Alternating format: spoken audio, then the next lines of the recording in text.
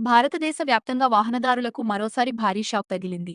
చమురు మార్కెటింగ్ సంస్థలు ఒకే వారంలో రెండోసారి పెట్రోల్, డీజిల్ ధరలను పెంచుతూ ప్రజలపై అదనపు భారం మోపాయి. గత మే 15న లీటరుకు రూ.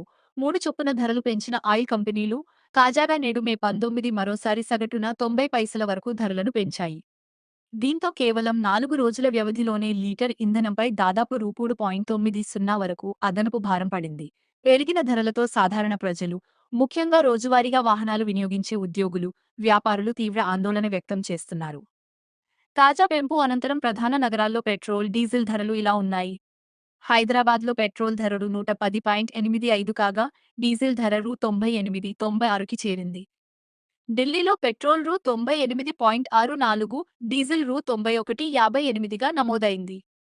ముంబైలో పెట్రోల్ రూ. 107.59, డీజిల్ రూ. 94.8గా ఉంది. కోల్కతాలో పెట్రోల్ రూ. 109.70, డీజిల్ రూ. 96.7కి చేరింది. చెన్నైలో పెట్రోల్ రూ. 104.49, డీజిల్ రూ. 96.11గా నమోదైంది.